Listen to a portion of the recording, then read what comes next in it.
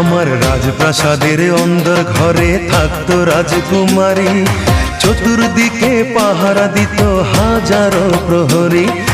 মনের সিংহাসনে বসে করত রাজ্য শাসন, মুগ্ধ হতাম শুনে তারি মিষ্টি মুখের ভাষণ।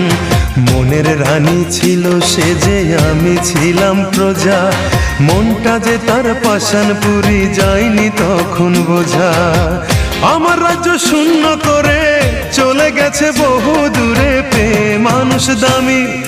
যখন তোমার কেউ ছিল না তখন ছিলাম আমি, এখন তোমার সব হয়েছি পর হয়েছি আমি। যখন তোমার কেউ ছিল না তখন ছিলাম আমি, এখন তোমার সব হয়েছি পর হয়েছি আমি।